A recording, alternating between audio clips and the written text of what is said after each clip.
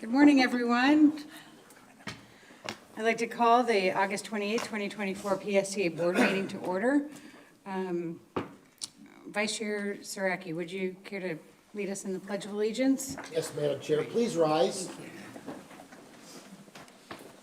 I pledge And to the republic for which it stands, one nation, under God, indivisible, with liberty and justice for all. Thank you. Before we begin, I believe Commissioner Albritton is with us on. It looks like he hasn't joined yet. Okay, Commissioner Albritton has requested to participate by Zoom today, so I'll entertain a motion to allow that. Second. We have a motion and a second. All in favor, please say aye. Aye. Any opposed? Motion carries. Thank you. All right, and first up today, we have a presentation on Narcan training. Pat Schlitt, our marketing manager, and Eddie Kester from the Safety, Security, and Training team will present this item. Good morning. Good morning, and thank you, Madam Chair, and good morning to the distinguished panel of board members. My name is Pat Schlitt. I am the marketing manager here at PSTA, and this morning I have the pleasure of introducing this month's good news story. Today we're here to talk about Narcan awareness and the training campaign that was brought to our attention by PSTA's very own Eddie Kester and our Safety, Security, and Training Department. To start, I'd like to share a personal story. These trainings are personally important because I have lost a cousin due to an accidental death by overdose while in public. And I often wonder if she'd still be here with us if Narcan was present. Fortunately, I'm not the only one with a story like this. The awareness in Narcan and its life-saving effects is the first step to preventing opioid overdoses and drug poisonings in our communities. And the training PSTA is providing will save lives. Because safely connecting people to places isn't simply about operating the best transit system in the nation, but it's also about being prepared for anything. So I want to thank Eddie for bringing this to PSTA, and without further ado, here is Eddie. Maybe. Okay. Yeah. Thank you. Good morning, board members. Brad. Eddie Kester, Safety, Security, and Training Department. I'd also like to take a moment to recognize our community partners. Dan Zito is in the room, who is retired Pinellas County Sheriff and is spearheading the actual training for employees. And I'd also like to take a moment to recognize the Recovery Epicenter Foundation, who is supplying Narcan to PSTA free of charge. Let's set this up a little bit with what's happening. In the event of an emergency, transit staff will now be equipped to use the life-saving nasal spray. All Pinellas transit vehicles will soon have accessible Narcan. Safety supervisors say that there was a need for training in Pinellas, and they'll continue to hold classes to make a positive change. Our supervisors now are receiving training. PSTA staff, my new bus operators, are going through Narcan awareness training and being hooked up with Narcan kits so that if the need arises at one of my terminals or on a bus, we're equipped and we can help.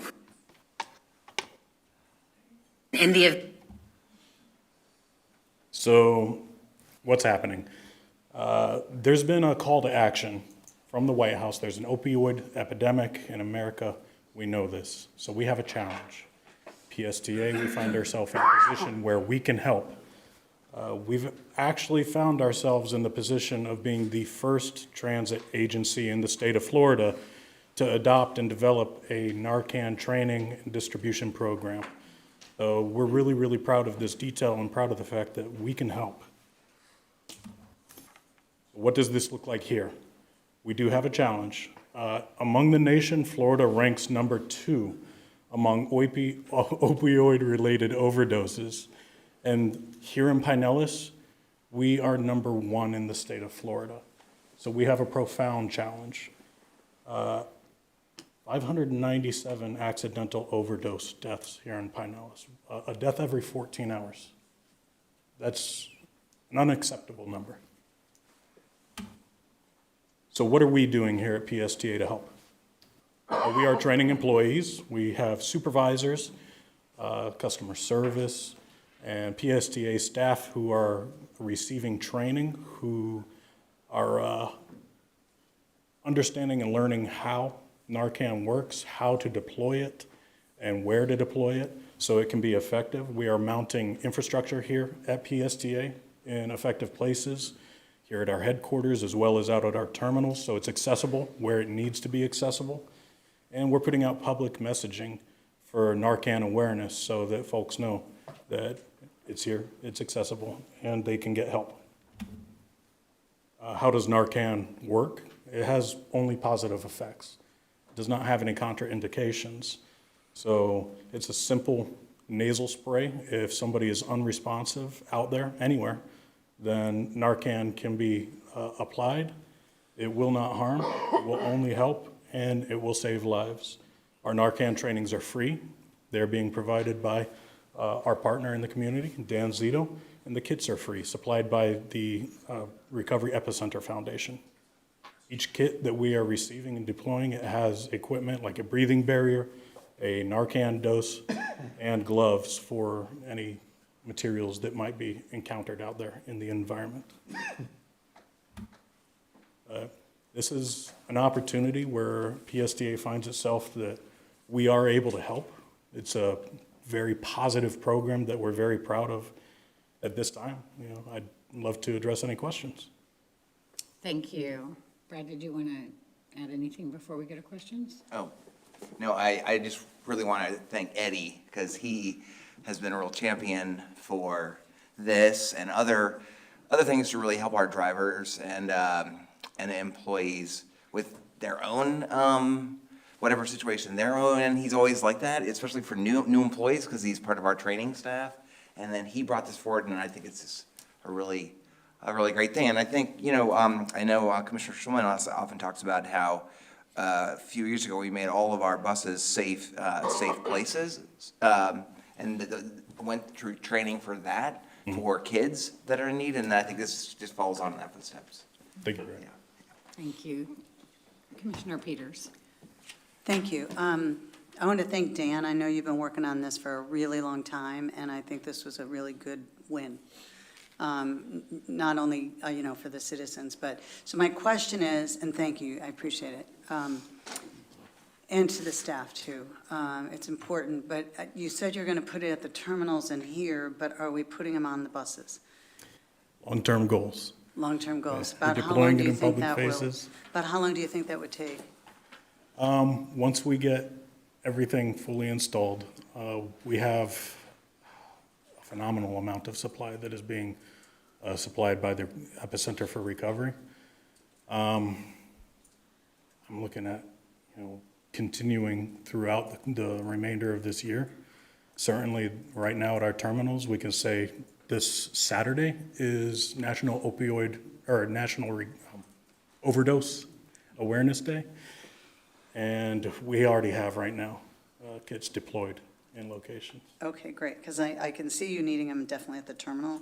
Do we have any data or numbers showing 911 calls either from a bus or the terminal for people that have overdosed? So we do see people who are unresponsive on buses and at terminals. It happens throughout Pinellas, around the state. Knowing whether it is actually an overdose versus is it a diabetic coma or something, because of HIPAA laws, we don't see that follow-up on the back end. But because this is a medication that has no contraindications, it will only save lives. If somebody is experiencing a different medical emergency, if Narcan is applied, it doesn't hurt. If it is an overdose, it will help. Okay, yeah, I'm very familiar with that. And Okay. I just think on the bus is going to be a real important, because when people pick up the drugs, they immediately start using them. So once they get on a bus, I could see them sitting down and starting to use. So I think on the bus is going to be really important. 100% agree. And just for an update, the 2023 numbers went down to 468 on overdose deaths. That's very positive. It's the direction we want to move in. Right, thank you. Thank you. Commissioner Scott? Thank you, Madam Chair. Commissioner Peters actually asked my questions, so I just wanted to say, great job. I think this is a really, really great idea. So, thank you. Thank you. Thank you. Commissioner Schulman? Thank you, Madam Chair. So as we look to adding them on the buses, I want to make sure that we also consider adding some sort of notification on the outside of the bus, much like we do with the Safe Place, right? So that people that are experiencing an issue in the community know that a bus has that on board. They don't have to think back to 6 months that I see a news story on TV that maybe the bus might have something. So on the outside as well, possibly co-located with the Safe Place placard would be helpful. Absolutely. We've been happy to partner up with our marketing team, and we are getting on that effort as well. I will just say, we are looking at redesigning one of our interior cards, so it will be on the interior card that Narcan is available for anyone who needs it. So at least we'll look at exterior as well. That's a good idea. All right. Thank you. Thank you for all of the great work that you're doing on this, to our partners, both of our partners. This is really significant, and I look forward to seeing that expand as you mentioned, to having it on the buses. This is one of those all hands on deck situations. So I'm glad to hear that we're doing our part. And to Pat, I'm very sorry for your loss, but I hope that it brings you some level of peace to know that you're channeling that through this good work. Absolutely. No, and I know that I'm in the right place too, to see that PSTA is doing something that no other transit agency in Florida is doing right now, and we're really leading the way, and I really thank Eddie for bringing this here. So, thank you. Yeah, all right, thanks to you both. Thank you very much. All right.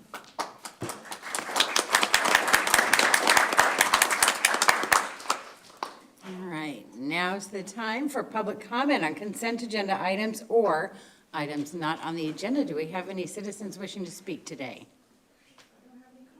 No cards? All right, we'll close public comment. And we'll go on to our consent agenda. Are there any items that any board member wishes to pull? If not, I'll entertain a motion to approve the consent agenda. Second. We have a motion and a second to approve the consent agenda. If we could please open the voting system. If everyone could please cast their votes.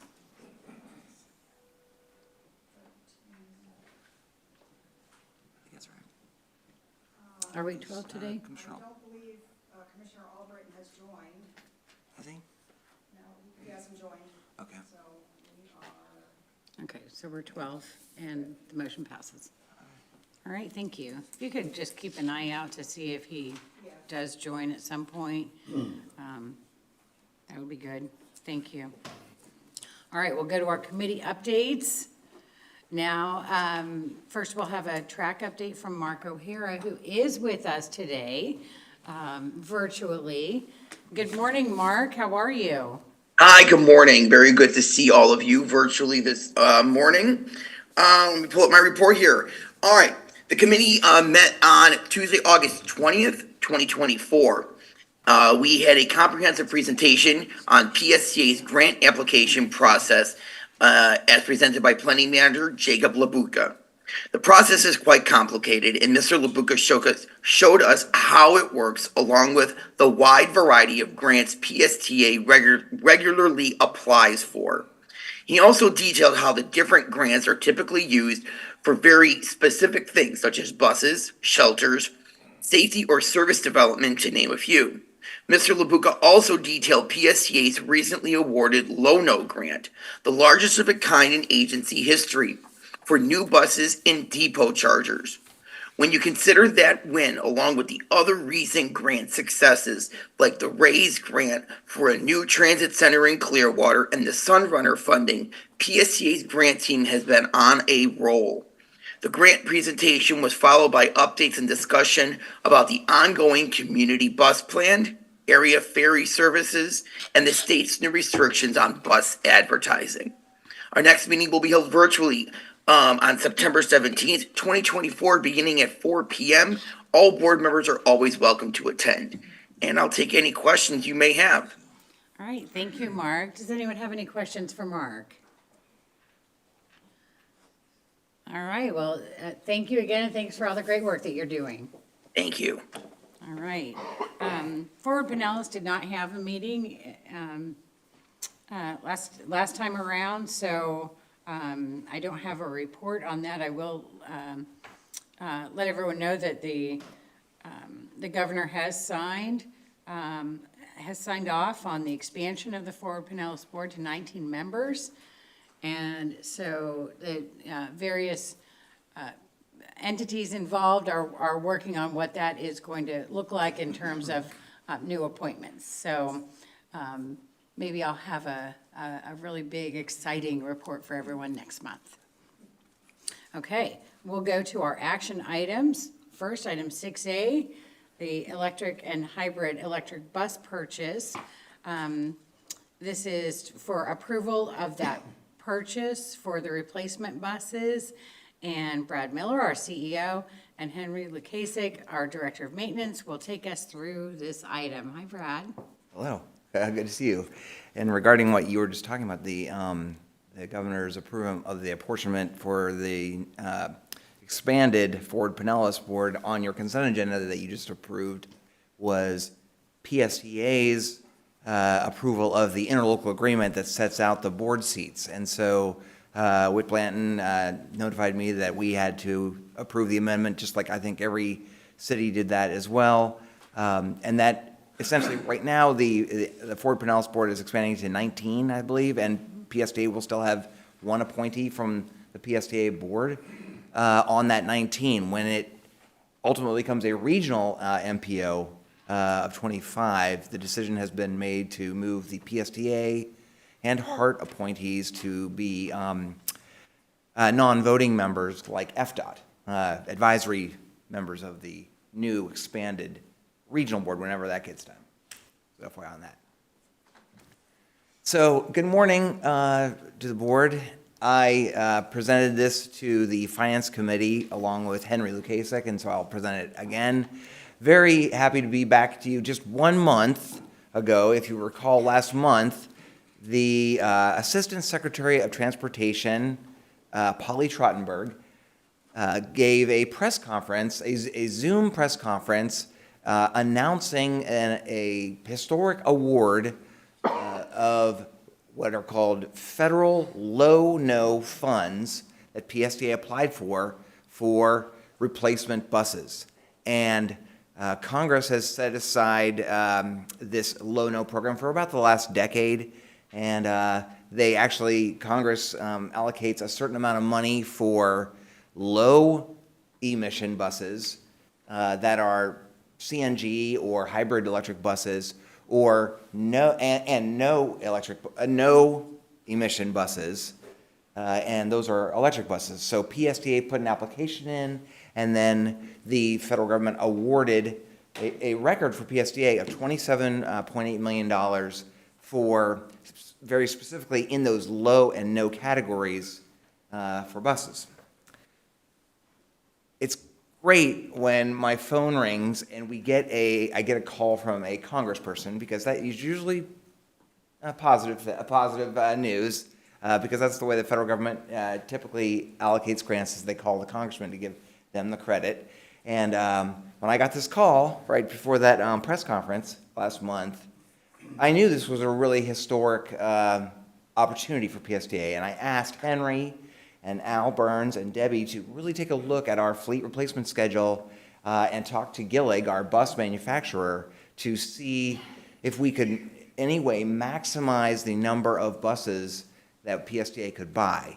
And I'm very happy that they came back very quickly with this recommendation that I brought before the Finance Committee last week, and they are recommending it to you today to purchase 12 electric buses and 9 hybrid electric buses. The 9 is highlighted in yellow because it's slightly different than what Polly Trottenberg announced a month ago, where she thought we could only get, or the federal government thought we would only get 4 hybrid electric buses, and then we needed charging equipment, chargers for those electric buses. What I'm recommending to you today, based on the work that the staff has done, is we don't believe we need additional charging equipment at this time, and it would be more important to get more replacement buses to replace the oldest buses in our fleet. So we're recommending increasing the number to 9 for a total of 21 replacement buses delivered over a period of years. This, of course, we have to get FTA concurrence. We've been speaking with FTA. They don't seem to think this is a problem, increasing the number of buses, which is what they're all about. So I don't think that'll be an issue. And the total cost for this is $26.4 million, this action item, for ordering these buses. It's a little bit less than the total grant because there is a workforce development component that was required. 5% of the funding has to go toward workforce development, and so that will be contracted separately and come to the PSTA board. Most of that will go toward training costs for the employees.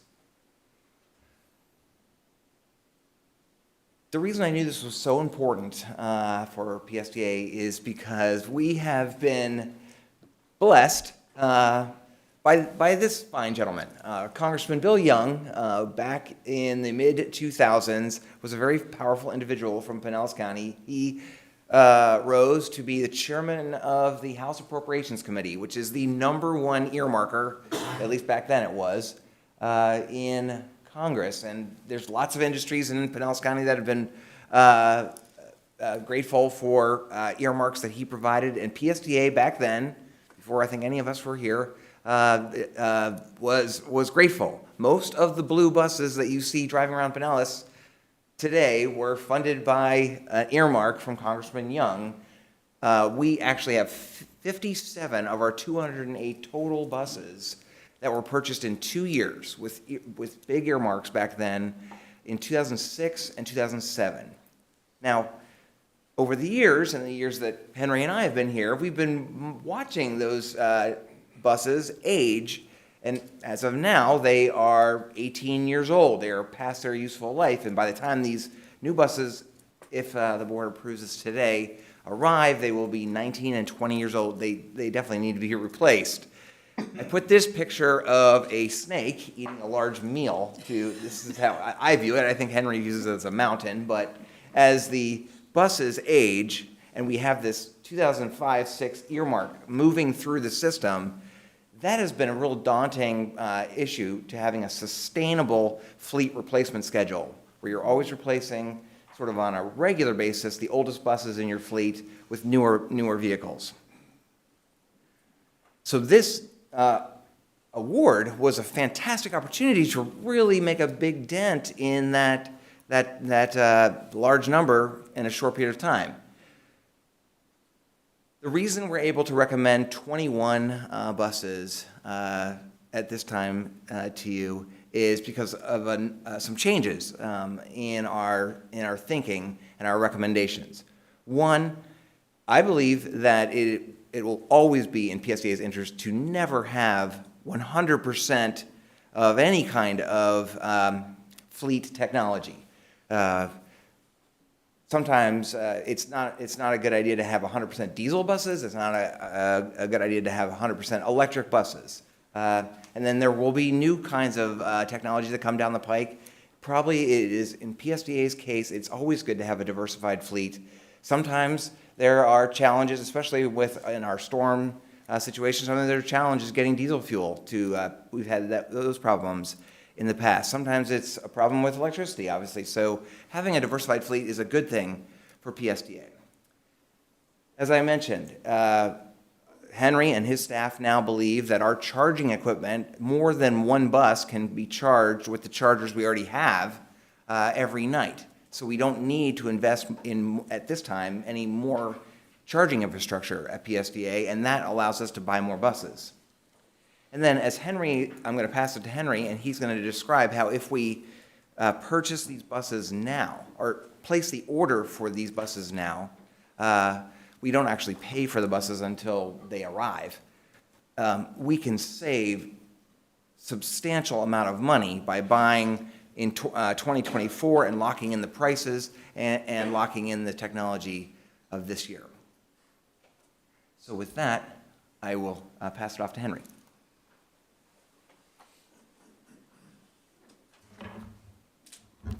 Morning, Henry Lukasik, Director of Maintenance.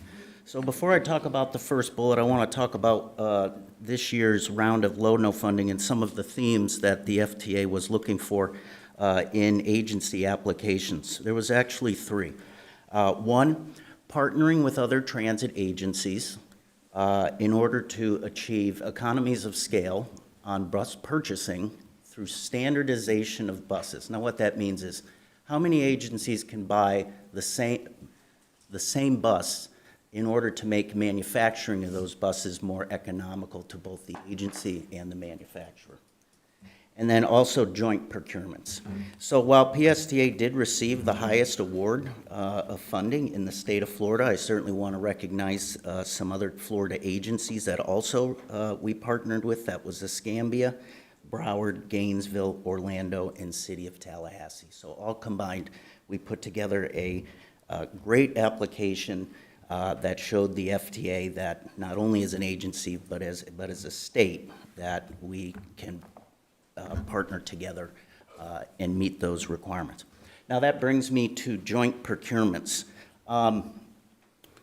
One of the things the FTA was really looking for was to utilize existing procurements out there, not reinvent procurements, reinvent the wheel. So that is why to purchase electric buses, PSTA will be utilizing our own state solicitation for electric buses, and also for the hybrid buses, we will utilize the state of Washington contract where we can purchase those off of. Now, as Brad mentioned, purchasing buses today and locking in those prices is obviously better than purchasing buses later on, and that's due to inflation. We've talked about that before. So in the cases of the hybrid buses, what PSTA wants to do is those hybrid components can be purchased at today's prices. The buses will not be built for approximately 15 to 18 months.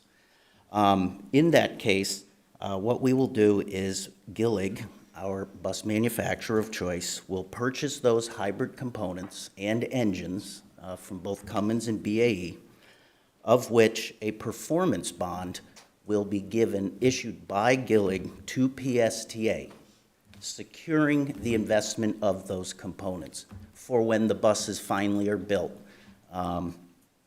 later in 2025, 2026.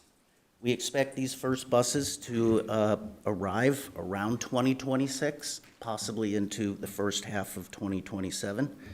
One of the things I want to mention, as Brad talked about with the snake eating the big thing of food, I refer to it as the capital replacement mountain. Certainly, we are very appreciative of Congressman Young's excellent ability to have PSTA have all these buses back then, but it has been somewhat of a challenge to overcome over the years. I'm happy to say that almost 11 years of being here and later, that with the purchase of these 21 additional buses, that for the first time, by 2027, the average age of the PSTA bus fleet will go from 11.85 years down to only 6.83 years. So a drop of almost 5 years in age of the fleet. And that hasn't been seen here since 2008. Obviously, that has a lot of benefits to our passengers, newer buses, to our operators, newer buses. So who doesn't love a new bus just in general? Lastly, I would like to say is that I spend a lot of time looking at the 30-year horizon, partly because that's why my hair is gray. I'm actually functioning in 2046 at this point. May not see 2046, but I bring that point up because typically over the years, and for board members that have been here we've normally purchased buses comfortably around 8 to 13. That's typically what we purchase a year. And we can get back to that point for the next 15 years, because with the purchase of these 21 buses, that hump, the snake, the mountain, is going to be gone. And we won't have to really look at that until 2040. However, with all of the buses coming in under what was approved back in 2021, combined with this low-no application, and through staggering of deliveries, this was always going to be a 5-year replacement plan.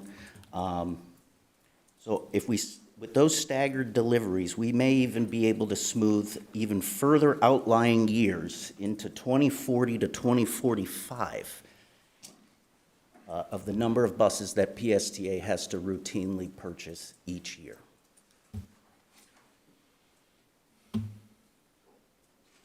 What the next slide was going to show was just a recap of the action item, which was to Can we go back? Can we go back? recommend approval of Gillig. Recommend approval to award Gillig the purchase of 12 electric buses and up to 9 hybrid electrics, subject to FTA concurrence, of course, board approval, for a total not to exceed $26,420,000. And I would be happy to answer any questions the board may have. Thank you. Questions? Commissioner Scott? Thank you, Madam Chair. And thank you very much, Henry. Why are we purchasing 40-foot electrics rather than 35, since we're buying 35-foot hybrids? 40-foot all-electric buses have the ability to have 7 battery packs on board, which translates to additional onboard kilowatt-hour capacity. So currently what we're seeing now is a nominal range of 230 miles on a state of charge. I have seen some buses go 260, 270. So they have longer range. Longer. Basically. Is there an advantage to buying more hybrids versus electrics? Well, as Brad mentioned, having, right now, the way it looks like, let me start that question over. For a lot of purposes of the grant application, we wanted to show FTA that, one, we were going to submit a balanced application of both no emission and low emission buses. Certainly, over the years, you've heard me speak that I feel that there is a significant benefit to running electrified accessories on vehicles. But also, we do need to replace 35-footers in just standard practice. But we didn't want to really, it's an even application of 12 electrics and 9 hybrids. So it was just basically a balanced application. Okay. Okay, thank you. Thank you. Commissioner Eggers? Yeah, just at some point, not for today, but maybe you could give us that list of buses and the replacement plan that's in place.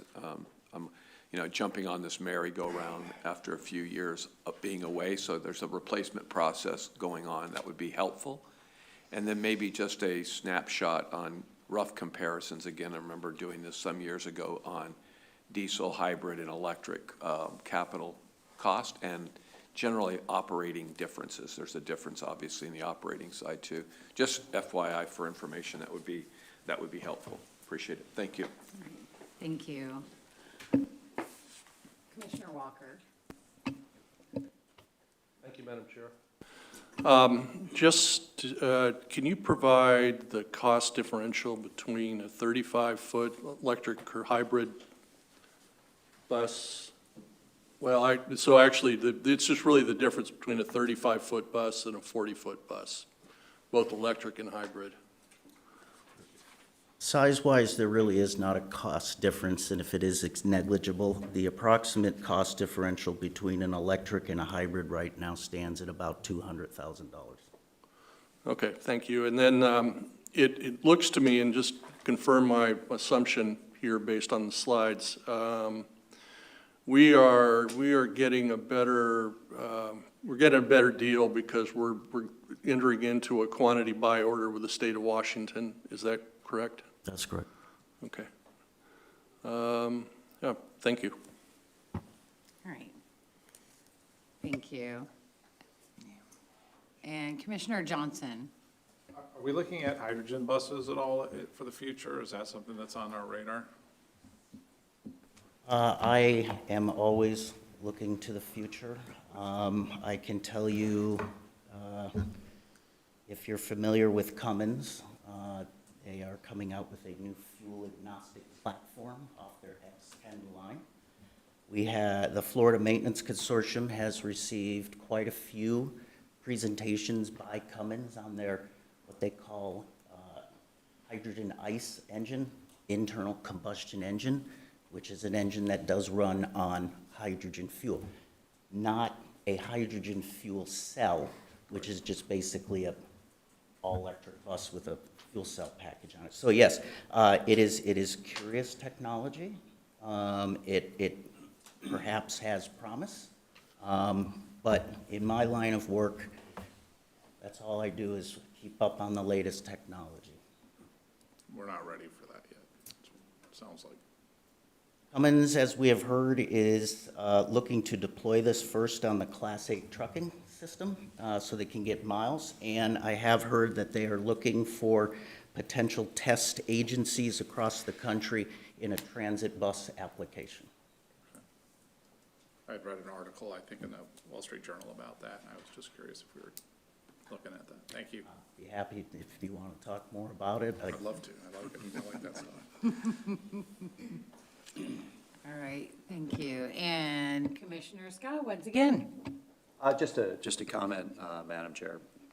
I mean, hydrogen is coming. It's still a few years away, but it is coming. There's a lot of really interesting technology out there. I was reading an article the other day about an opposed piston diesel engine, a two-stroke actually, that's being tested out in California that actually not only meets carb requirements, but actually far exceeds carb requirements. So there's a lot of interesting technology that's coming down the line right now. But just to comment on this is that, you know, I'm not going to support this on the electric side. I don't have any problem with the hybrid side, but for the reasons I've said many times on this board before that I won't bother repeating it again. But you know, I also just feel that, you know, we're buying larger vehicles than what we really need for the passengers we're carrying so we can get more electric range. And in my mind, that's just not the right priority. I don't have any problem at all with the hybrid buses. I think that's a good balance of the technology, but I just can't support it on the electric side. So, thank you. All right, thank you. Anyone else? All right, thank you. Did we have any members of the public who wish to speak on this item? No? All right, we'll close public comment, and I'll entertain a motion for approval. Second. We have a motion and a second to approve item 6A. Seeing that there's no further request for discussion, could we please open the voting system?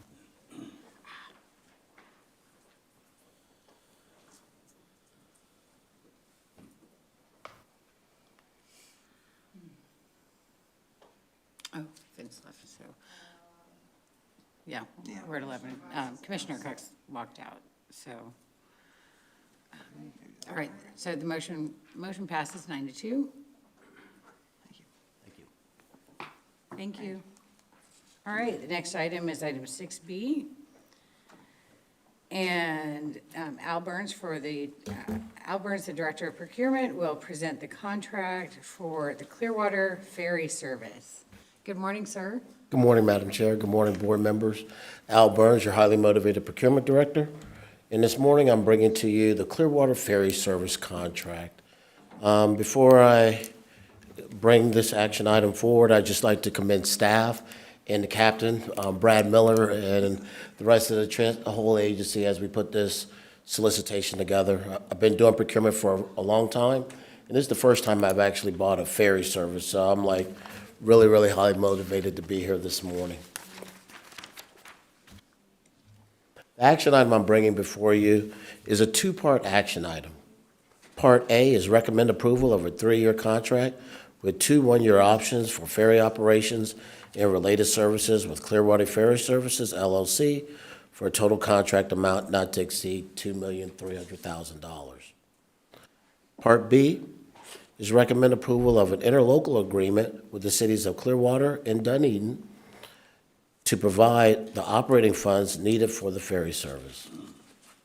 So I'd like to talk about the total cost that we are asking for. The total cost of this contract is $2,300,000. We're getting approximately $655,000 from an FDOT grant.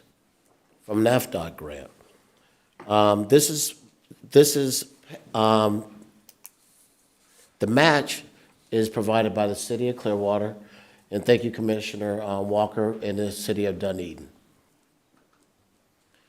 If you do the math on that, that equals $436,000 times 5 years, and that is approximately $2,183,000. But we're asking for 2.3. There is a one-time contribution of $100,000 that was written in the RFP for capital improvements. In negotiations and in their proposal, Clearwater Ferry's proposal, they indicated that they intend to use that $100,000 for infrastructure of their ramps and to make sure that everything is ADA accessible or ADA compliant. And they plan on using those funds immediately for those dock areas. Once again, this is funded, $655,000 from FDOT, and the matching funds are coming from the City of Clearwater and the City of Dunedin. I'd like to talk a little bit about the service plan. On the slide, you'll see that it's Thursday through Sunday, hourly service to Clearwater Beach and Dunedin. The Clearwater route, which is the blue route, its operating hours are going to be from 10 a.m. to 8 p.m. The red route, or the Dunedin route, will run from 8:30 a.m. to 12 a.m. Right now, we're thinking the premium fare is should be $5. We will monitor this for a year and then come back, and with the help of the Clearwater Ferry, establish what we consider to be a good fare. But right now, it is our intent for that to be $5 per person. We had a robust conversation about this at the Finance Committee, and I want to thank you, Commissioner Reed, the chair of the committee, and it was voted for unanimously. But some of the talking points that we talked about were ridership. We addressed a number of riders that were going to be on there, and I just want to thank Clearwater Ferry. They attended the Finance Committee and was able to help me out when I was asked some tough questions that I didn't have the answer to. We were asked about how many ferries we're going to be operating. There's going to be 2 ferries. They have a total of, I want to say 4 ferries total, but each route would have its own independent ferry. However, the spare ferries, they're there for backup and in case there's an increase in ridership for a certain seasonal event. We anticipate a tremendous increase in ridership during spring break, and they want to make sure that they have the vessels to be able to accommodate that ridership.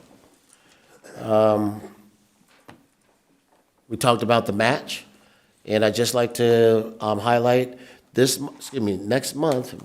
week, I believe, Brad and my boss, Debbie Leas, the Chief Financial Officer, are going to be meeting with the City of Dunedin and the City of Clearwater to firm up the agreement, which is Part B of the interlocal agreement, which is in your packet today.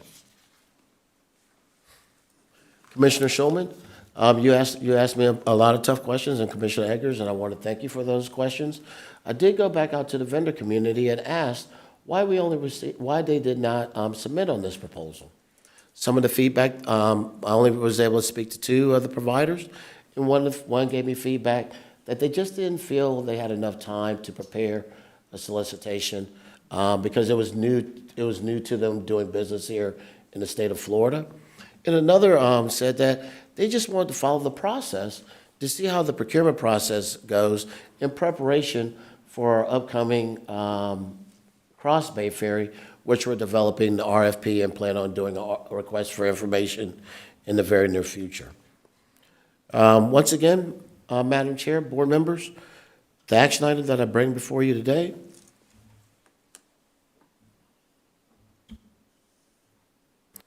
is recommend approval of a 3-year contract with 2 one-year options for ferry operations and related services with Clearwater Ferry Services, LLC, for a total contract amount not to exceed $2,300,000. In Part B, recommend approval of an interlocal agreement with the cities of Clearwater and Dunedin to provide the operating funds needed for the ferry service. Madam Chair, I'd also like to thank the Finance Committee because this was voted unanimously approved. If there are any questions, I'd be more than happy to answer them. Thank you. And to make it clear, there are 2 items. We are going to vote on them separately. And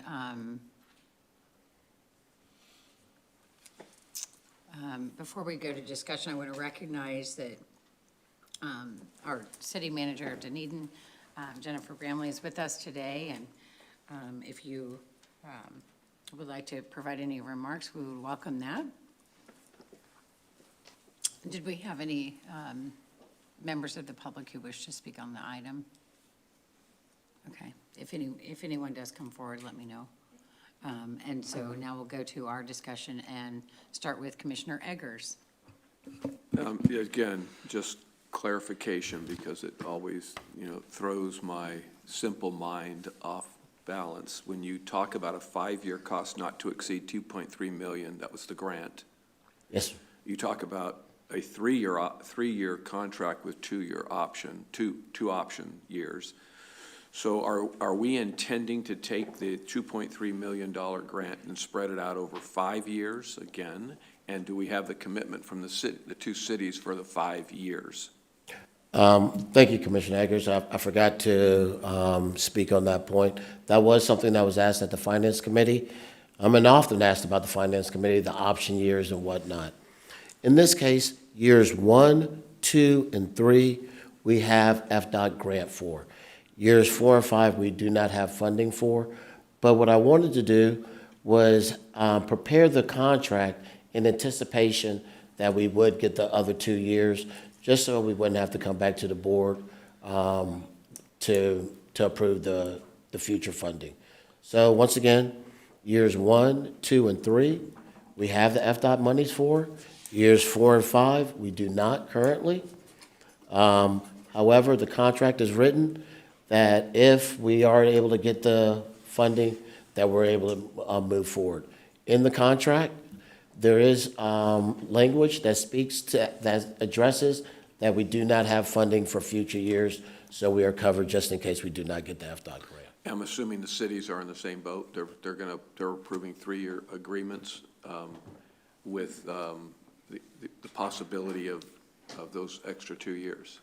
I like that, in the same boat. Yes, sir, they are. Okay. All right. Well, I appreciate your recognizing my really bad humor. So, okay, the other question I had was probably more for the attorney, but so I just want to make sure that we're the ones that are getting the grant. We're the ones that are providing those dollars. I guess they're funneling through us. So I want to make sure that the bidding process, that I'm clear on that bidding process, so that it seemed to me that there was an imbalance of folks bringing bids forward. In other words, some folks did a bid and had the boats as already a part of their bid. They didn't have to provide the boats. They already had them. And the other bidders were just they would have to have made that purchase additionally.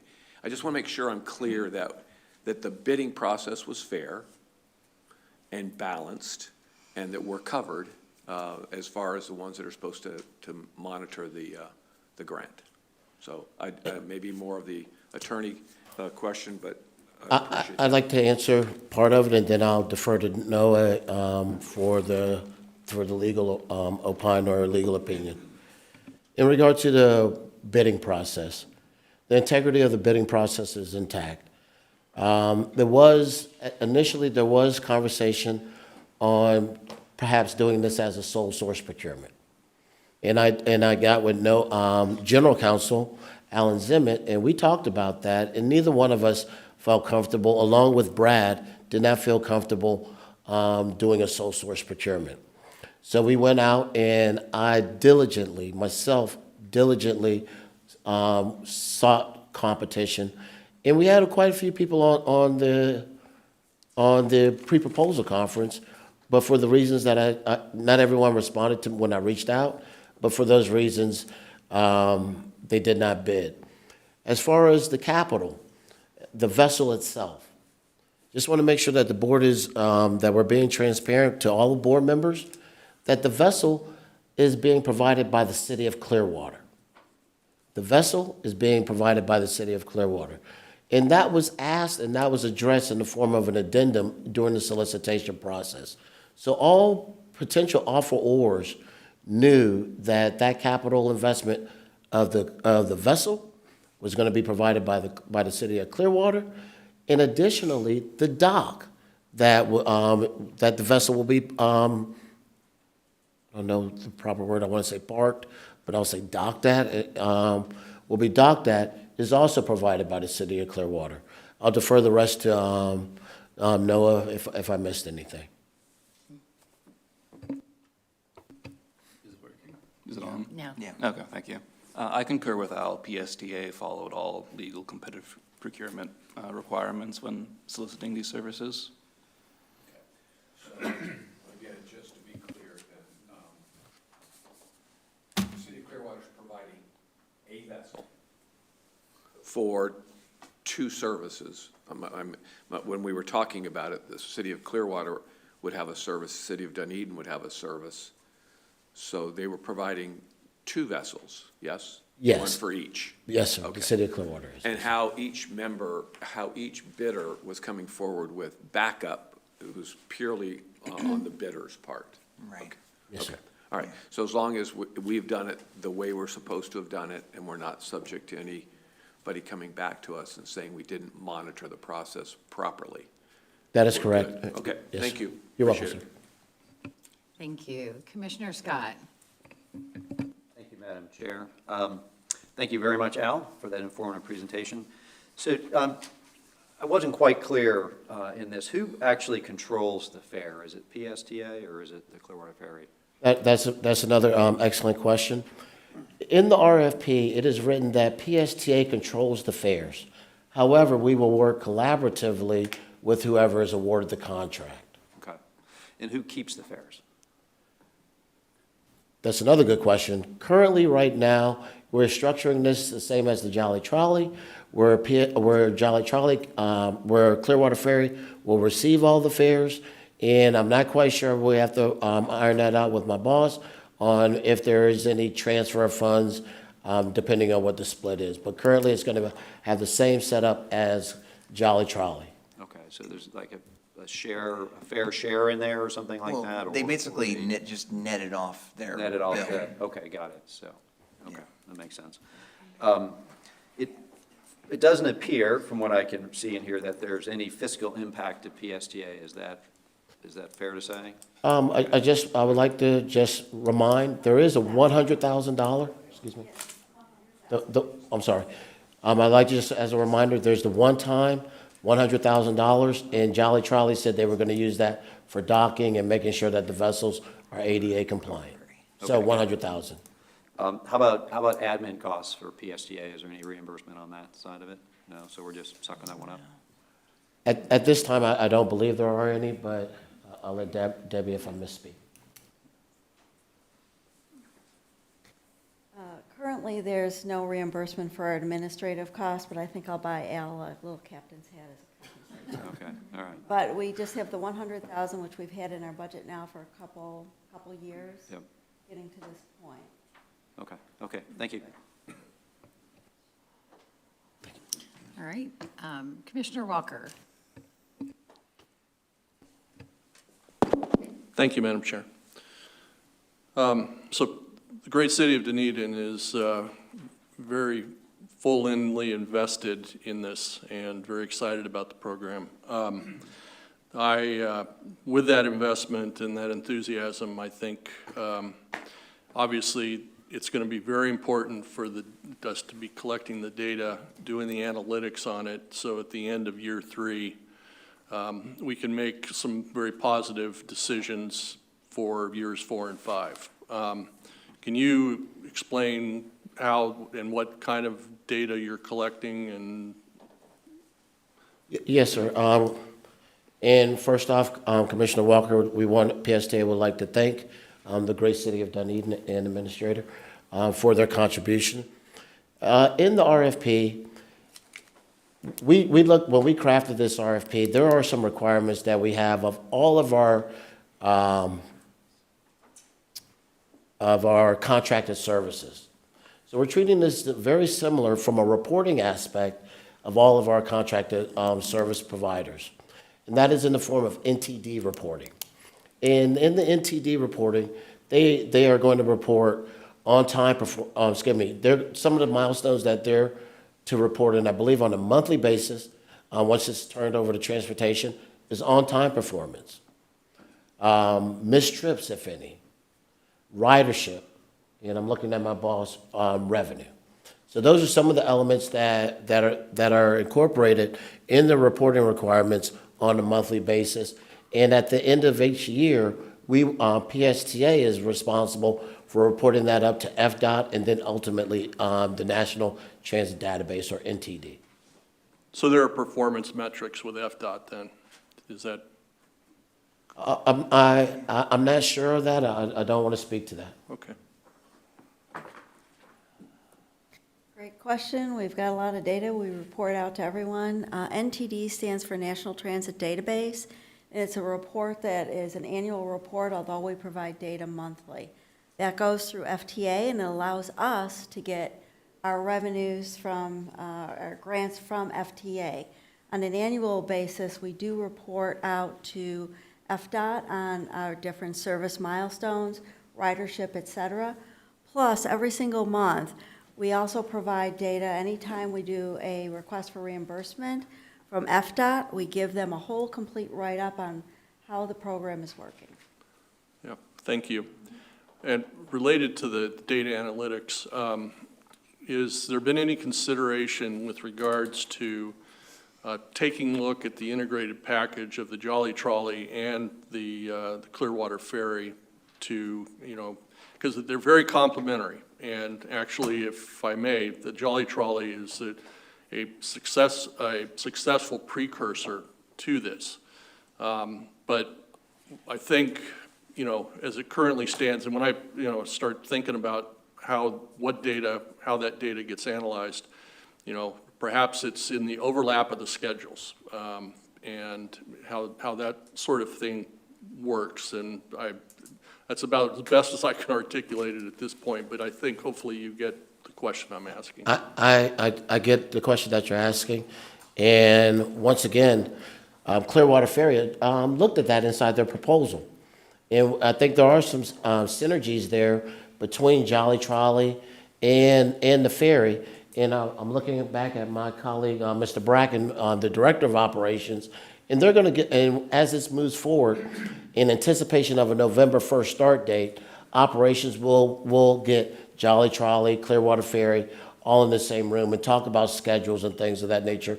But I love your foresight, and that is something that was mentioned in their RFP. In their proposal. And thank you for that. And I want to just tag on to Commissioner Egger's question. Is my background in federal procurement.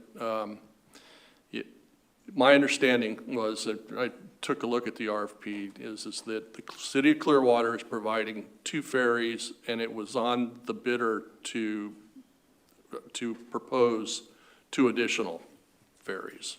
Is that correct, or is the city of Clearwater own and operate all 4? I don't have the RFP in front of me. Brad, I'm sorry. Right, and we can confirm. Now, the RFP stated that the bidders, the proposers, had to provide all the vehicles, all the boats necessary to operate the service. Okay. And the Clearwater Ferry, LLC, the one we're recommending, put in a proposal two boats that they have the title to, that we know that the city of Clearwater purchased for them. So, to Commissioner Egger's point, and maybe to your point, it was a fair procurement, kind of like, I don't know, the football team of Alabama playing Louisiana State of Son of Mary or something. It was fair. He's a referee and did a nice, fair game. Everyone was on the same rules. Now, was it fair? I mean, they already had the boats. The other proposals are from California. They're never going to be able to get a boat. Please don't construe my question as being that I'm questioning the integrity of this. This was more along the lines of just the number of assets and the solid lines in terms of ownership and operating. And it was a requirement for the grant, to receive the grant, that we did a competitive procurement for this. Yeah. And so that's essentially what we've completed. Well, and I think the key thing here, this is a point I think really needs to be made, is that the two assets, the two vessels that are going to be actually executing and operating the ferry routes are owned by the city of Clearwater. Yes, sir. So that's the point. Okay, but I just want to clarify that. I'm sorry that I might have muddied the water. And to your point about connecting with the Jolly Trolley, I mean, that has been sort of the model that the Ford Pinellas has been leading, and their waterborne committee, and a number of people for many years, that has led us up to this point, where same thing with the Jolly Trolley. I think it started in 2009. It started out as just a very small service, cobbled together with FDOT grant and some city funding, and then it has been very successful, and the ridership on the Jolly Trolley has shown it to be successful, and it expanded. Now it operates 7 days a week, and it's been very positive. And the way that has worked is the same model that Ford Pinellas recommended for this, where the funding is a combination of city and PSTA operating dollars. PSTA has the contract with Jolly Trolley to manage the day-to-day operations of it, but there is municipal funding, and sometimes we can get FDOT grants for things, and that would be the same thing for this ferry, that we would have the contract with the operator. The PSA board would set the fare and the policies on the ferry, but the funding would come from City of Dunedin, Clearwater, and FDOT to start. Yeah, and thank you for that, because I also believe one of the strengths, one of the benefits of this is that synergy between Jolly Trolley and the Clearwater Ferry. So that's the excellent point. Thank you. That concludes my questions. We'll have some comments later, or is that later? Now would be the time. Oh, now would be the time. Okay. I greatly appreciate that too. So, as I referenced earlier, the city of Dunedin has invested, we are full in on our investment on this, to the point where we are, obviously, our match and our contribution, although, the visitor metrics have fewer visitors to the city of Dunedin than it does Clearwater, we are matching, we're obviously at a commensurate level with the city of Clearwater. So that's number one on our investment. Two, we are in the process right now of looking at the Dunedin Marina Master Plan. And as part of that, we are factoring in the slip space, or actually to enhance the slip space. And then second, we're looking at the parking around that, so that basically we can really leverage and enhance our ability to reduce the parking burden through the implementation of the service, as well as on the Dunedin end of the route, being able to address that. So actually, those are the two big things. When you start taking a look at and the benefits of the program are are significant beyond the Clearwater and beyond the Dunedin Reach, because, you know, if you start taking a look at the number of visitors that visit Pinellas County, approximately 15 million visitors, vacation and work related. 1 million of those visit Dunedin. And basically by providing this service, you know, we are potentially reducing the number of cars on the road. And I think that is a significant benefit of this. So I appreciate you listening. We're very excited about this, and thank you again. All right, thank you. Welcome, Commissioner. Commissioner Schulman. Thank you, Madam Chair. A couple of comments and a couple of questions. First off, Al, I want to say thank you for reaching back out to the other companies, the other vendors that put in a solicitation to find out why they didn't. I appreciate you hearing us at the Finance Committee and then taking this last week to do a little extra legwork on that. I did want to circle back on the hours of operation. I believe that you said Clearwater was until 10 p.m. and Dunedin was until midnight? I think he even has that. Excuse me, if I did, I misspoke, so I'm refer. The operating hours for Clearwater are 10 a.m. to 8 p.m. The operating hours for the Blue Line or Dunedin is 8:30 a.m. to 12 midnight. Okay, was that, who set those hours? The contractor.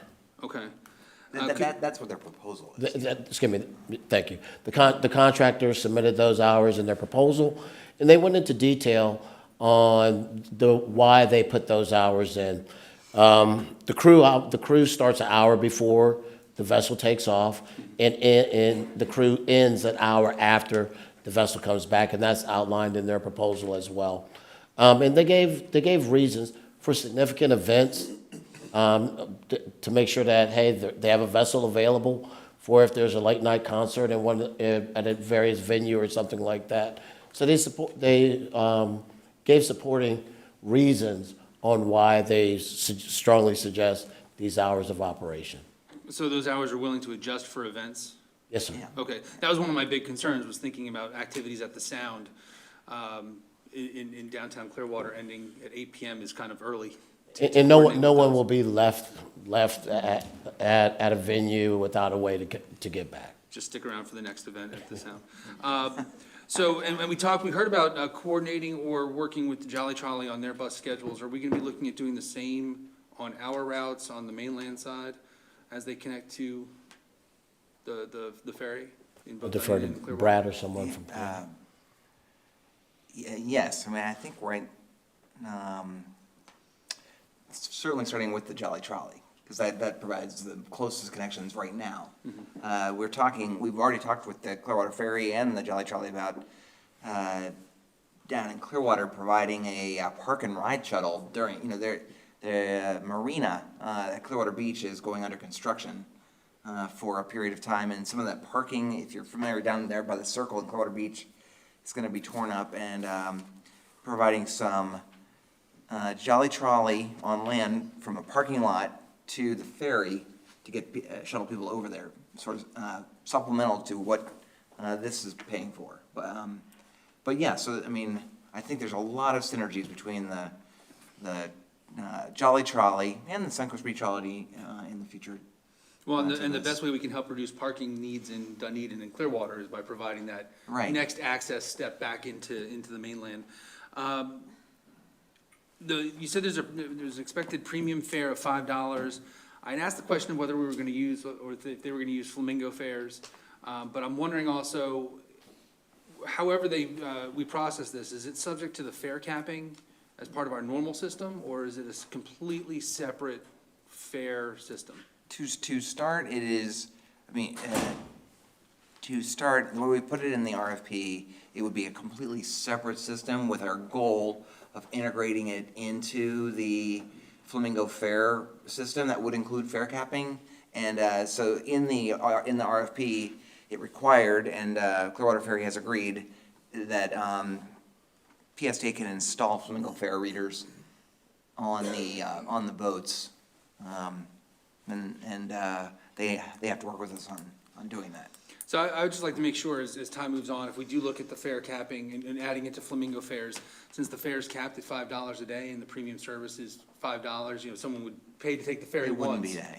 And then ride free for the remainder of the day throughout the system, which is great if they're using the system. I'm not trying to minimize that, but I don't want to necessarily cannibalize our other revenues coming from other sources with the ferry there. So I appreciate that they're separate for now, but just I'd like us to be cautious as we move forward with that. And then finally, and I'm sure we do this to a certain extent, but there was a question about what our admin costs are in helping to support this. And I think it's a good idea for us to track what those are, especially given the fact that even though it's a contracted service, it's a new kind of service. And there's going to be things that we're going to have to address as part of that service being waterborne that we're unfamiliar with. And in helping us determine whether we, opt in for those extended contract years or whatnot, knowing what those committed hours from PSTA standpoint would make sense. Yes, sir. Thank you, Madam Chair. All right, thank you. Commissioner Peters. Yeah, thank you, Madam Chair. So when I read this, and I appreciate the Finance Committee vetting it, because evidently they had the same experience, but when I read this, like, the hair on the back of my neck went up, and I thought, it doesn't make sense.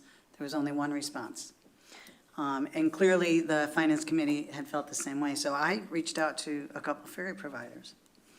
And the response I got was that, yes, they received an RFP, but it was super vague, as if it was a backdoor way to make sure nobody else applied. And that's what they said. So you sent it out. You said that somebody said there wasn't enough timeline. So my question is, when we do a procurement process, was it the exact same timeline, or was this a shorter timeline? Because you said one of the ferry companies said it wasn't long enough. That's a fair question.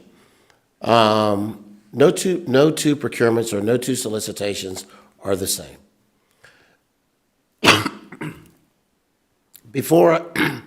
When staff comes to me with what I call a procurement plan, I look at the potential competition. For example, we did a website, and I knew there were like hundreds of people that would potentially apply for that. So I put an extremely long procurement plan together, anticipating a strong response. In this case, with the ferry service, I looked before the solicitation went out, and I'm 99% sure that I put out what I call a pre-solicitation notice. And basically what that does is let everybody know in that sphere or in that industry that the agency is preparing itself to go out for bid.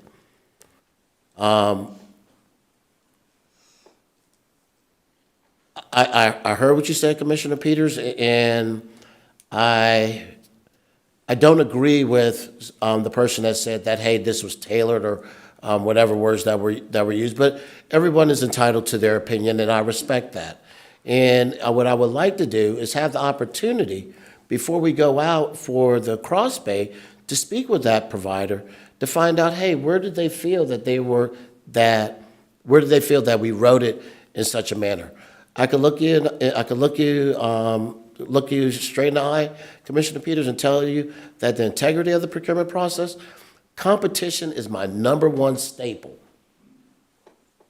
Competition is my number one staple in procurement. Why? Because that competitiveness drives competitive pricing. So if they felt that way, I sincerely apologize, and I wish they would reach out to me directly. But that was not PSTA nor my intent I would never do anything like that. Okay, and that's great, and the thing is, my opinion is, Yes, ma'am. and it's strictly my opinion, that Clearwater Ferry is an outstanding organization. Clearwater Ferry has been doing this for a long time, that they would have the competitive advantage anyways. I would agree. And so, I have nothing against Clearwater Ferry, absolutely not. And I think they run a great organization, and I think it's absolutely critical to diversify ways to get to Clearwater Beach, because by car, it's very difficult. So I support this whole notion about that. But even if 50 companies bid, I believe Clearwater Ferry would still come out on top based on their experience and the history that they have in that area. So I was disappointed to hear somebody's perspective, and I get it, it's their opinion, it's their perspective. They have great respect for Clearwater Ferry as well. And so they're very comfortable with Clearwater Ferry running it. So I don't know. There's something, that was my gut. Also, the administrative cost that's been brought up twice. In a grant, typically, there's some kind of low, 3% or 4%. So some grants don't allow for administrative costs. I get that. But I think long-term, we need to be looking at, if we're managing it, we need to be looking at some kind of administrative cost that goes with it. Whether it's I just do. It could be a very minor administrative cost. You can go pretty low and conservative, but I think that there should be some expectation. Because if you don't do it in the beginning, then they get upset later when you change it. And so I think from the very get-go, there should be, even if it's a nominal administrative cost, there should be an administrative cost. Because this concept, I think, should have, real wheels to continue on. I'm also not comfortable with the 2 extensions when we only know we have money for 3. And I think you sign a contract, even though you put a way out, I think that's just the wrong way to go. I think it should just be a 3-year contract. So those are my problems with the proposal. I understand that there's 2 things we're voting on, but I'm not comfortable with the 2 and 2 when we don't have, I just don't understand why we do a contract for 3, 2, 2, if we know we only have funding for 3-year. That doesn't make sense to me. And the administrative costs, it gives me heartburn. So, thank you. Madam Commissioner Peters, I read you loud and clear. Competitive edge, it's a real thing, and I acknowledge that. And I don't want to stand here and act like that doesn't exist. Anytime someone has been the incumbent, it is, and they've been doing a great job on top of it, it is hard to unseat the incumbent. In this case, Clearwater Charlie has been operating for over 10 years in this space. So they know the area, they know the little nuances that someone that is not familiar with the area might not know. And to be bottom line up front, to be bluff, they're in a better position than someone from Texas or someone from California because they know the audience here in Florida, and I think they're in a better position. And that goes for any contracted service that we have out. The incumbent would have what I consider a competitive edge, not intentionally, but it's just kind of, it is what it is. In regard to, I've been taking notes, and I'm sure my boss behind us, and I'll read you loud and clear on the administrative costs. I think 3 people have brought that up, and I'm sure Brad and Debbie in future grant applications will address that issue as well. And maybe I can just add to Commissioner Peters' concern about the 2 option years. This action item today, I don't know if you can bring that back up on the screen now, but most of the contracts that go to the Finance Committee and go to the PSA board with the option years of contracts have another sentence in there that authorizes the CEO to exercise the option years if everything's going well. Okay, this one does not. So to your point about we only have funding for the first 3 years anyway, this is definitely going to come back to the PSTA board and to the city of Dunedin Clearwater at the end of year 3 anyway. And all this, the 2 option years on this really just lock in, have a price from Clearwater Ferry for those years if funding is identified. But it will have to come back to the PSTA board anyway.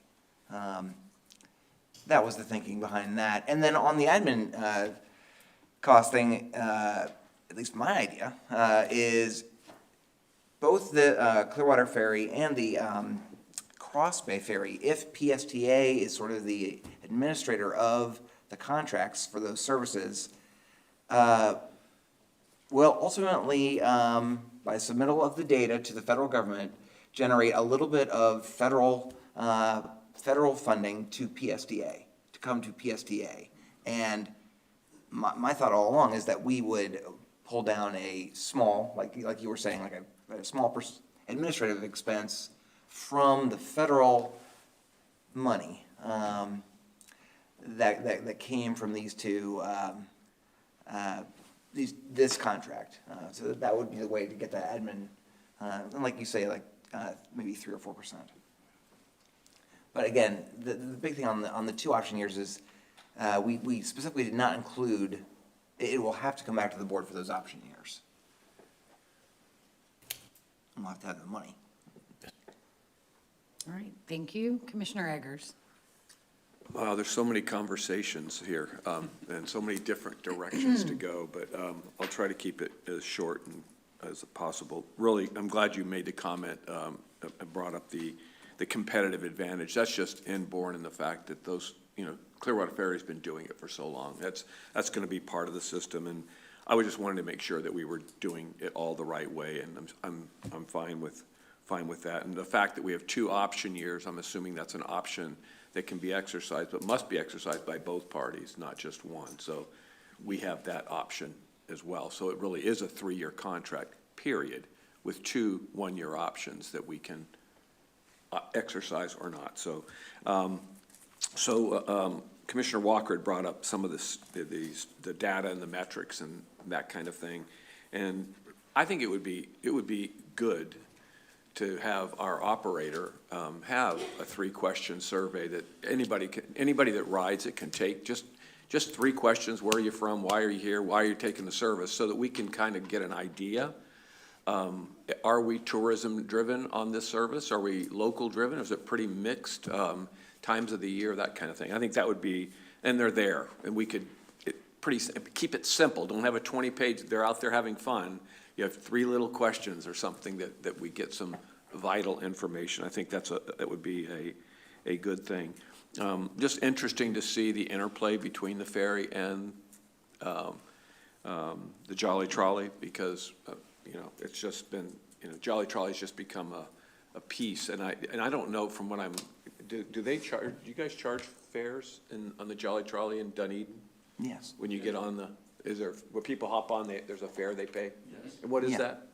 It's the standard PSTA 225. Okay. And then they have the Flamingo. Okay, good. So it was free, I think, for a while, because people would just hop on and hop off, and maybe. And during spring break, during the spring break period, just in Clearwater, the city of Clearwater pays for the fares. So it's free for tourists getting over to the beach. Got it, okay, Yeah. all right. Yeah. Okay, well, anyway, those are just some comments. If we could get some data, some metrics, so, in 3 years, we know what we've got, a little bit better handle on what we have as far as use, so, thank you. Yes, sir, Commissioner, and I'm sure I'll be meeting with Clearwater Ferry here shortly, this week, and I'll make sure I bring it to their attention, the request of a 3-question survey. Simple. As well. Yep, thanks. Excuse me, a short survey. Thank you. And we still have more requests to speak, and at this point, those who have requested are now in their 2nd round. Just a friendly reminder as we go to Commissioner Schulman. Thank you. I just, to Commissioner Eggers' point regarding a survey, and I don't want to get into a workshop on surveys, but one other question I'd like to have asked, if we're going to do that, is how did you connect to the ferry, right? How did you get here?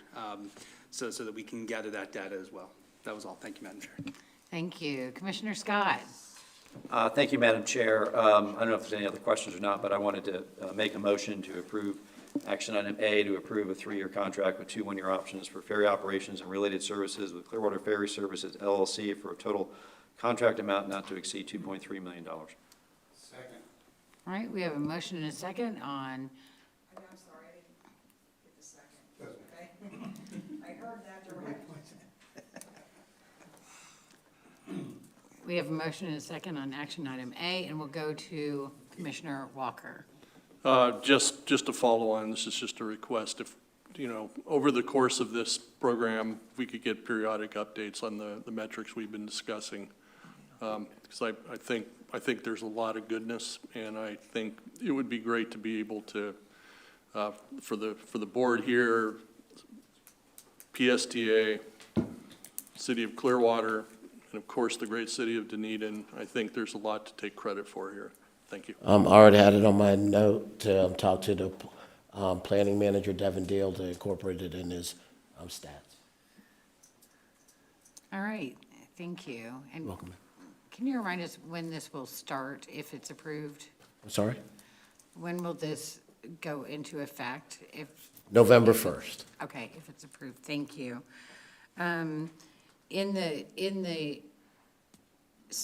This, regarding the survey, I'm concerned about the time it will take, and I agree, it needs to be really quick.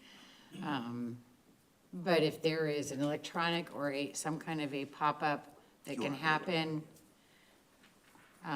with the fare purchase or something like that.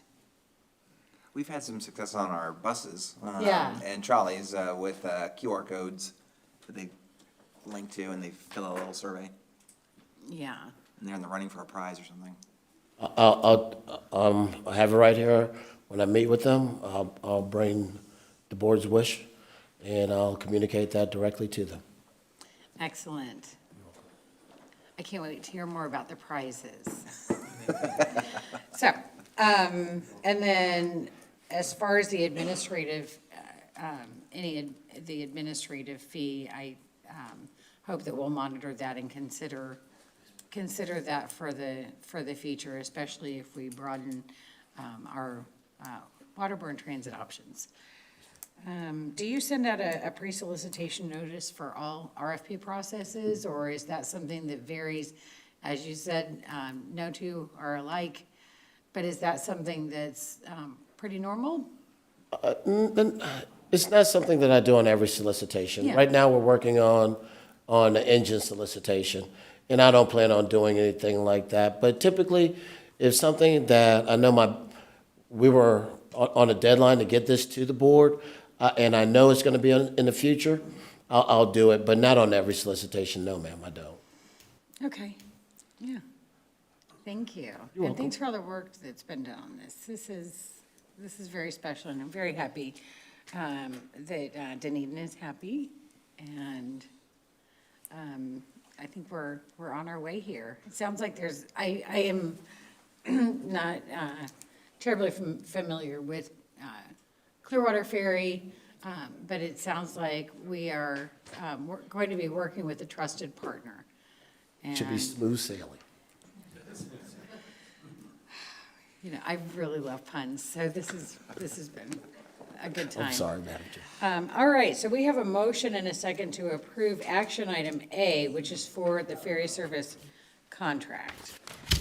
And we'll go back very quickly to Commissioner Walker, who's now changed his mind, so never mind. So seeing that there is no further request for discussion, could we please open the voting machine? If everyone could please cast your votes. Who's missing?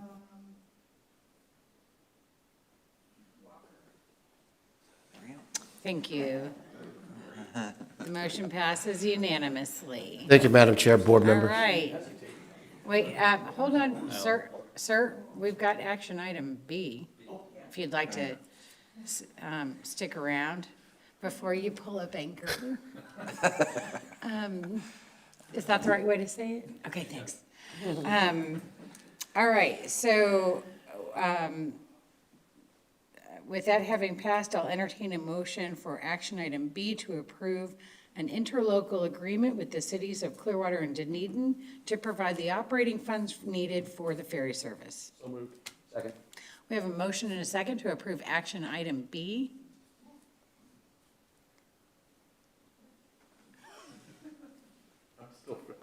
Yeah. Commissioner Walker? Well, actually, I didn't have a comment. I just assumed we had to start the microphone in order to talk. But you would like to speak? Oh, no, but so moved. I'm ready to move on with this. Oh, I see, yeah. No, in that case, someone usually says it loud enough that we don't need the mics, so, yeah, all right, thanks. All right, and did we have any comments or any requests for comment from the public on this? Seeing that there is no request for discussion, could we please? City manager would like to speak. Oh, okay. Thank you. Good morning, Welcome. Madam Chair, members of the board, Mr. Miller, Mr. Burns. On behalf of the City of Dunedin, I just want to thank you very much for all of your hard work. Multimodal transportation, this is the best of us. This is just the beginning. We feel very strongly as far as putting that leg of the stool in place. So we're very grateful to our partners, the City of Clearwater, PSTA. We're just glad to be at the table. We're equal partners, to be sure, because we believe that this new program is going to explode. You know, you mentioned in the staff report that it's going to clear congestion from Clearwater Beach, spring training, all along Route 19. And transporting from our downtown, which is very walkable, as you know, to the Sound and back, and Clearwater Beach, it's going to be, we're really excited. We know it's going to follow the same path as the Jolly Trolley. So we're just very grateful for your support and your votes today. Thank you so much. All right, thank you. Thank you for coming out. All right, and seeing that there's no further requests for discussion, could we open the voting system, please? Everyone, please cast your votes. And the motion carries. The motion passes unanimously. Thank you. Thank you, Madam very Chair, much, Board sir. Next up is our information items. We have one today, and that would be our FY '25 budget update. Hello again, Debbie. Well, good morning, everyone. That was a great discussion we just had, and I will definitely make sure we keep track of all the time. As it relates to the ferry, I know FDOT usually does not reimburse for administrative time, but that doesn't mean that we can't look in other ways. As Brad said, we're going to get some significant dollars in because of the miles and the hours that we'll be putting in on this. So I'm excited about the service myself. So before I begin my updates, I just wanted to remind you that I should see all of your smiling faces next week, a week from today, for the first public hearing at 6 p.m. here at PSTA on the budget. And then that will be followed in 2 weeks on September 18th at 6 p.m., again here at PSTA for the second public hearing. So one of the things that we've done is since the last board meeting where we made some board decisions that impacted the budget, we've been taking a look at the numbers, and I'm very pleased to say we still have a balanced budget. And a lot of it had to do with the guidance, the motivation, the innovation that you inspired in us at the board workshops to take a look at revenues. And we are looking at increased revenues in other areas, such as through our existing grants and maximizing what we already have, as well as increased fare revenue, including that for the 34th Street South new Spark service. In addition, we'll be having the Spark service that has an impact on the expenses, but that is something that is improving our rider experience, something that you all brought to our attention that we should continue to look at. In addition, you asked us to look at tourist service, and we have, as we've been discussing just now, the ferry service for Clearwater and Dunedin, as well as service from Clearwater Airport to the beaches. With this, we do have a balanced budget with all the changes, with a slight surplus of $187,960. Now, there's two pieces that are, one is still open, the other is not. I'm going to start with the one that we've just locked down, and that is fuel. We were able to incorporate into the budget some savings. We were able to lock into fuel at the lowest price it's been in several years. And I wanted to give a shout out to David Hensler in the procurement department. This is the first time he's been working with it. I monitor fuel literally on a daily basis which is what the vendor said. Do you have somebody looking at this every day? He said, yes, our CFO does. So we were able to successfully lock in at a lower rate. In addition, we have ongoing union negotiations right now with our SEIU union for our operators, customer service reps, and mechanics. So they've come up with some great ideas. Hopefully we'll be able to conclude everything within the budget framework that we have. On the capital side, we have a $46.1 million budget. Included in there, we have not the buses we just talked about this morning, but we'll be taking delivery of more electric buses in next fiscal year. We also have, as you know, we had a groundbreaking for our Sunrunner improvements, and we also have Flamingo Fair enhancements. And what those are is you will be able to go online for senior citizens and for veterans to get your discounted rate without having to go to a customer service center. We also will be starting the construction of the Clearwater Transit Center next year. And while I don't have it on this list, and since the chair loves puns, I don't have this ray of sunshine on the list, but we will be starting our design process for the solar panels here on campus at PSTA. So in summary, we have a balanced budget. We have new initiatives, both capital and operating. We've got improved revenues outside of property taxes, and we were able to reduce the millage for fiscal '25. And with that, I'll take any questions. Thank you. Any questions? All right. Well, thank you very much. All right. Commissioner Eggers. What was the proposed millage? I'm just- 0.7342. Thank you. All right. Thank you so much. right. See you next week. And we'll see you next week. Next is reports and correspondence and future meeting subjects. Brad, would you like to give us an update on the reports that are in the packet and upcoming meeting subjects? Right, so in your packet are various ridership and performance updates, and we will be certain after November 1st to include ferry operations as in all of our data. And you see in there the month of June, and I'm very happy to report that all of the metrics look very positive through June. This fiscal year, we're slightly above last fiscal year as an overall ridership. That is despite implementing fares on the Sunrunner, which initially dropped ridership on the Sunrunner, and then that has recovered through the spring break period pretty nicely. And then many of our services, especially during spring break, did very, very well. Also very happy to report that an area of focus for us on our overall on-time performance across the whole system, across every bus route, every time point in the whole system, has hit a new high water mark of 75%, which is pretty darn, which is in the right direction. I think we still have some ways to go on that.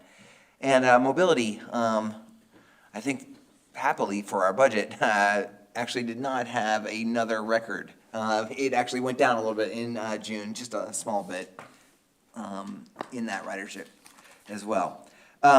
Just a couple other things to report.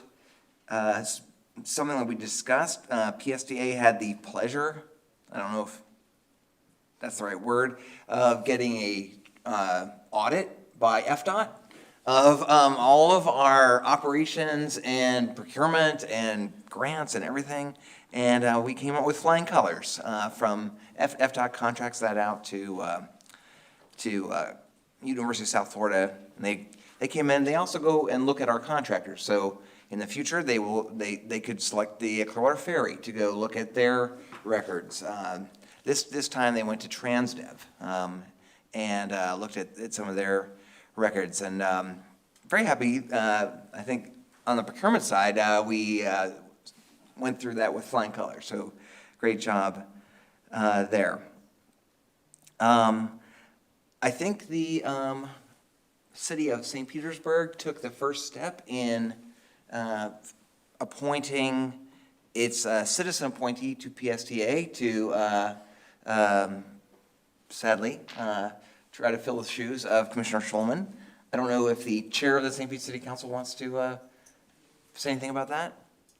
Thank you. I don't think my mic is on, but first of all, thank you so much for acknowledging the fact that we went through the process of wanting to fulfill that position, and we really looked closely we knew we couldn't fill the shoes of Commissioner Shulman. We knew that, but we definitely wanted to ensure that every council member had an input in the selection of our citizen representative, and I think we did a great job in our selection. We actually had 11 initially, 10 applications that we reviewed.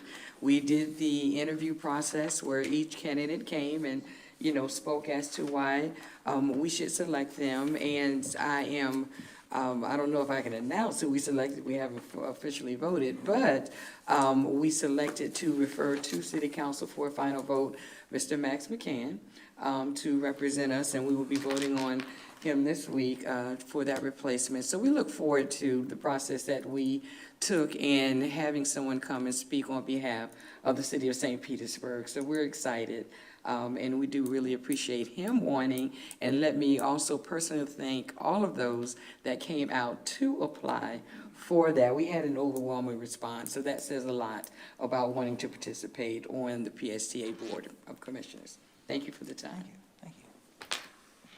Yeah, so look forward to working with Mr. McCann. And then I believe Pinellas County is also working through its process right now to find a citizen appointee that will also start after October to try to fill the shoes of Mr. Cox there.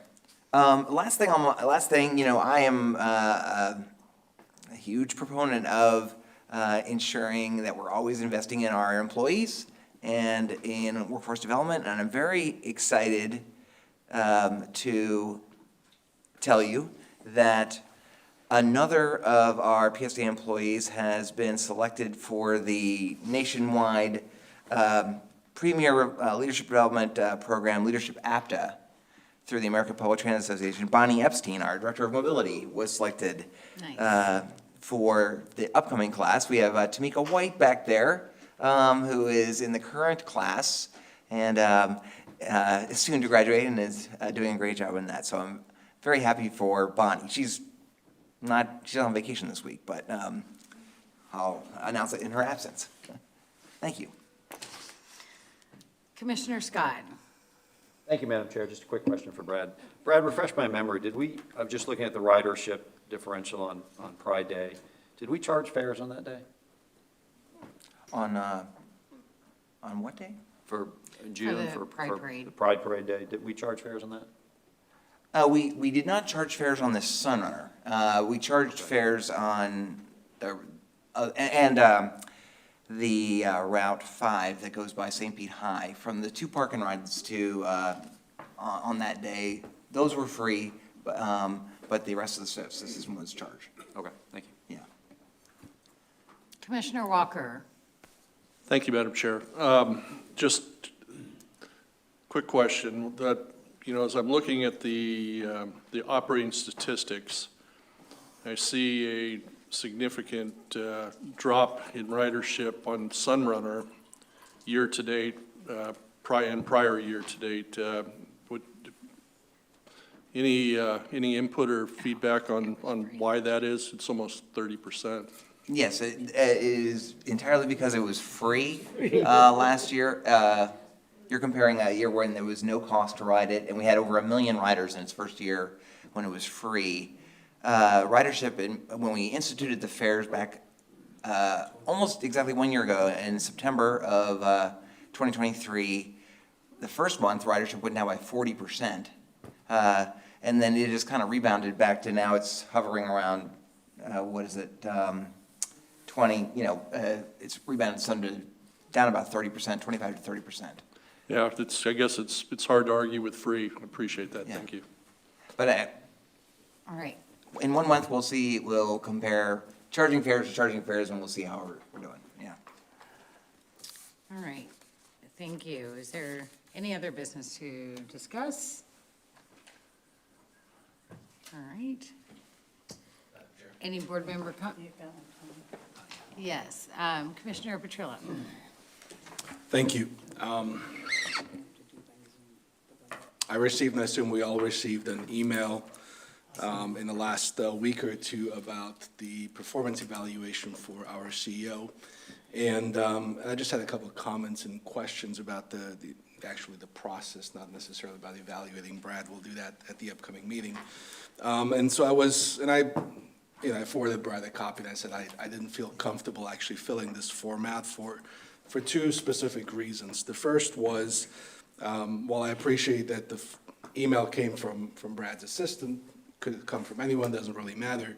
I personally did not feel comfortable sending an evaluation back to the person who's being evaluated, to their assistant or their subordinate. In my experience, generally, when you fill out an evaluation for somebody, you send it to their direct, to whoever they're reporting to. In this case, I would assume it would either be, the chair or the commission as in its entirety. I certainly do not want to send a report to a subordinate, right? And especially coming from this many individuals, it just does not seem appropriate. And the second concern that I had with that was that the reports were not anonymous. I think whether good or bad, there should be the ability to be able to send the information and to be open and as honest as possible. And I think and again, we're all going to have a public discussion about this, so there will never be a point at which we publicly will not be able to voice our opinions for everyone to see where we stand. But I think for the first step, that really should be an anonymous report where we can openly and freely be able to express good, bad, indifferent, neutral, the opinions that we may have. I think my recommendation would be that we look at that process and see if there might be, a different way of approaching it to make sure that we provide as open and transparent a process as possible. Thank you. Great. Thank you. I'm going to let Noah provide some input, as I suspect that this has to do with public records and sunshine law. Right, so I don't see any issue with the first topic, who it's sent to. But for the second one, there is a statutory requirement that each public employee gets evaluated yearly. And the Department of Management Services has adopted regulations kind of discussing how that's meant to be done. And part of that means every public employee has to have their supervisor rate them, and they have to sign their evaluation so they can discuss it with the employee.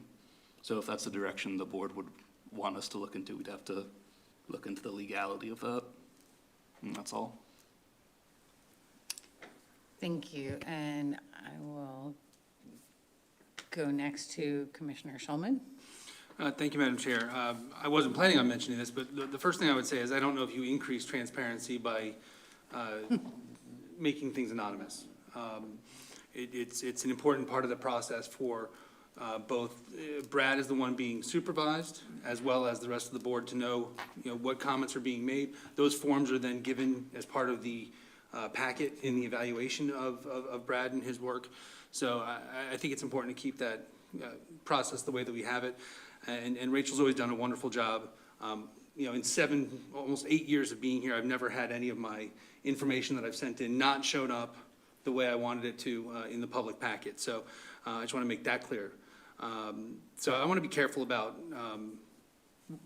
how we characterize some of our employees and the work that they do. We can't throw a wide net that winds up only catching one fish. The reason I did press my button was to implore folks, I know we have 2 more board meetings, but mid to late September, we have the nominating committee meeting for board seats starting October 1st. There's going to be some openings, and I would implore everyone to put in their requests.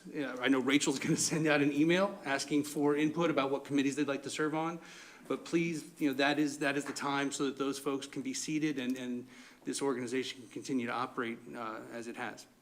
Thank you. All right. Thank you. Commissioner Petrillo. Yes, I just want to clarify, I think it's not appropriate to imply that in any way I said anything about Rachel. I specifically said a subordinate, right? The report should not go to your subordinate. That is really the issue here. It should go to the superior, right? If I'm employing somebody and I'm supervising that person, it shouldn't go to the person that is being supervised, right? It should go to the person above them who will be making the evaluation in the entirety of the process. Where the email comes from, that's fine. And if the board decides that we should send it back to Rachel or whoever the subordinate is, that's also fine. I simply brought up a challenge that may not be necessarily the best practices. In fact, when you look at anywhere else, that certainly is not best practices at all. That in fact puts the subordinate in a rather awkward position where they now have all of this information, which will be public record eventually, but until it becomes public record, now they're in a position where they have all of this information about their boss, and I certainly wouldn't feel comfortable if I was the employee to be in that position, and we shouldn't put them in that position. That was my point on that. It wasn't about a specific individual, but rather making sure that we do not put them in an uncomfortable position. Thank you. And before we go on, I think I might see a solution through greater understanding. And so for those of us who have been on the board for a while and have seen past evaluations, every single response from every single board member is laid out in the report. With your name on it. So I always look just to make sure that what I wrote down is what's on that report. And I would urge everyone to do the same thing, just to maintain that accuracy. So I think what could be helpful, just a suggestion, would be maybe to provide everyone with a copy of last year's full evaluation report, so that everyone can see see the transparency and also the accountability. So if there's a question as to any discomfort or anything like that, it's actually quite neutral, because the only job that this person has is not to interpret at all, but to take this score number and put it into this report. This one, put it into this report. It's quite mechanical and completely objective. There's no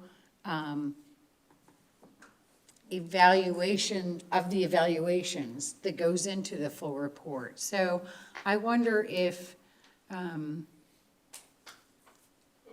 it would be a good idea to share a copy so that an example can be shown of just how this ends up in the end. It's also a great idea to save a copy of your work so that you can just make sure that everything translated, or not translated, but everything was transmitted properly. So just a thought, I think that might put some concerns to rest regarding that part of it. Next we'll go to Commissioner Peters. So I think typically that's usually done by HR. And so, whether it's compiled by a subordinate or if it's compiled by HR, HR is really kind of where it belongs. So I understand the mayor's point about it. I personally didn't like the tool. It wasn't user-friendly for me because I use an iPad, so I couldn't use it. So I had to have Rachel do it. I told her what I wanted, but I had to have her do it for me because I didn't have a way to fill it out or even send it back. So I didn't love the tool. And I understand the mayor's point. It's an HR job, and it certainly could be done by HR. And then you still get the same information. It's going to be compiled the same. It's still the same thing, but it really is an HR function. Yeah, I don't see anything wrong with moving that to HR if HR doesn't have a problem taking it. But personally, I just didn't like the tool. So, and a lot of the things they ask, we have no knowledge of. And so I think, I don't have it in front of me, but I remember there's a couple of things, like, I don't know how he does his marketing. I know the marketing team might do some marketing, but I don't know how he manages the marketing team. You know what I'm saying? So I just didn't love the tool, is all I'm saying. I just didn't love the tool. So if nobody wants to change it, that's fine. I personally just didn't like the tool. All right, thank you for that feedback, and again, it's really just about reporting the data that comes in and the information that comes in through all of the evaluations, so I really don't care who puts it together. And HR sounds like a good home for it. I don't care, I don't even know if that's like, you know, I mean, I suppose that we could vote to recommend that, but, you know, it's just putting numbers into a report. Commissioner Fig Sanders. Thank you, and thank you, everybody, for your input on that. And I know as an elected official with the legislative aid, if there's anything that is pertinent to my position, I would love for my legislative aid to be the first one to get it, and to ensure that I get the information. So in hearing what everyone is saying in those regards, I don't have a problem with sending it back to Rachel, because even with HR performing that responsibility, it's going to get back to her anyway. And she's still going to have that information, so that's adding an extra step into a process that has worked so far since I have been on the board. So if it would be, you know, at the request, I mean, it could be something that can be discussed at the executive committee if there's options that Brad wants to bring to us. But I'm okay with the process with how it is now, because Rachel is going to see any and everything that comes to Brad anyway. So I guess I'm just trying to figure out if we wanted to add an extra layer. But when it comes to transparency, I definitely want to make sure, as a professional, and those of us that are, as soon as the survey came to our email for the city of St. Petersburg, and we sent it back out, it was public record anyway. Immediately, it was public record as soon as we received it. So, you know, whatever we sent back is public record regardless. So it was very transparent. And as professionals, you know, especially in this arena, I think, you know, Brad has been very gracious in receiving feedback, both positive and negative, in regards. And so I don't, you know, just wanted to add my 2 cents. If we are looking for it to go to HR, I think that's adding an extra step, because it's going to come back to Rachel anyway, and then it's going to come back to Brad. And I don't think we've had an issue with there being any type of discrepancies of personality, of professional consequences of Rachel seeing it first. And that's just my firsthand experience of having a legislative aide, who most of us have legislative aides will prefer for anything out there to come to our assistance prior to being dispersed anywhere else. So just my 2 cents. And I do appreciate the process and, you know, everybody's perspective on what it is that we are doing, because you can always do things better. And I do appreciate your ratio. I do. Thank you so much. Thank you. It's a really good point. And I always think of Rachel as sort of the liaison with the board members. And so bringing in another person, I don't think it's really necessary. But again, I'm, you know, ultimately this is a performance evaluation, which is HR related. And so, you know, I see that point, but I also see no reason to change something that's working. The transparency is there, and the accuracy and the professionalism is always there. And thank you, Rachel. We appreciate you. Okay, any other comments? All right. Thank you, everyone. I do want to say it was a pleasure to have participated in the groundbreaking of the new Sunrunner station. Since our last meeting, that was a lot of fun, and just really means a great, even brighter future for the Sunrunner, because it is going to get people closer to our downtown core, Beach Drive, and the pier. And I can't wait to see it functioning and serving our community.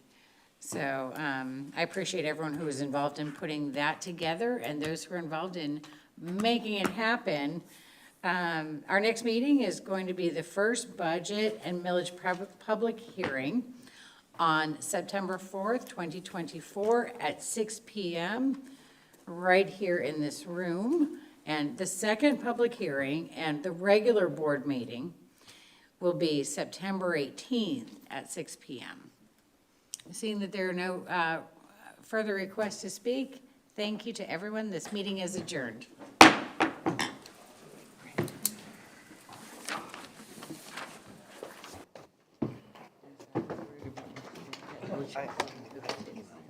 I know, you were on vacation.